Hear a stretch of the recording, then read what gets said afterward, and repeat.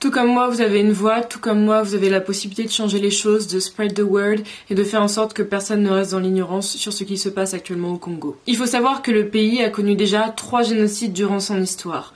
Le 4e est actuellement en cours et très malheureusement sous silence médiatique. C'est-à-dire que les seuls endroits où vous entendez parler du génocide actuel au Congo sont Instagram, Twitter et Facebook. Et c'est totalement malheureux et absolument anormal. C'est depuis le génocide des Tutsis au Rwanda que le climat a totalement changé au Congo. Dès la fin du règne de Mobutu, le Congo a été envahi très rapidement par des armées étrangères, avec quasiment uniquement le Rwanda ainsi que l'Ouganda, qui sont tous deux soutenus par l'Europe ainsi que les États-Unis. Donc comment vous dire que leur présence étant propulsée par 2 énormes puissances occidentales fait qu'ils ont une certaine assise, une hégémonie et un plein pouvoir sur ce qu'il se passe, et surtout une possibilité et une volonté aussi derrière de garder tout ça sous silence. Parce qu'actuellement, entre règlement de comptes ethniques ainsi que vol de minerais, on y racontait l'or, le cuivre, le cobalt ainsi que le coltan et tout ce dont il y a besoin bien entendu pour fabriquer nos très chers iPhones. La population congolaise, elle, et très majoritairement à l'est, se retrouve entre 2 feux.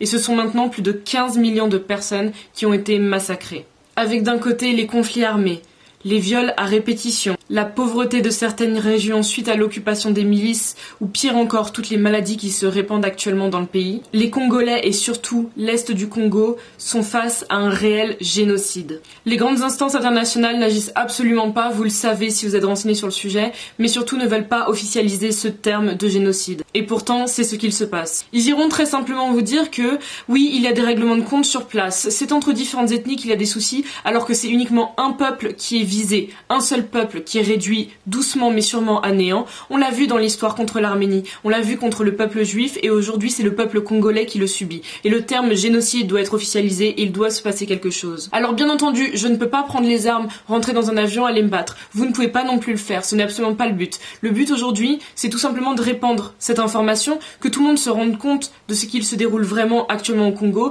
que tout le monde soit au courant de ce qu'il se passe aujourd'hui en 2020 sur la terre congolaise. Parce que ça aurait pu arriver n'importe où d'autre, mais aujourd'hui c'est au Congo et il faut absolument agir, il faut absolument que ça se sache. Et on n'est pas prêt de se taire.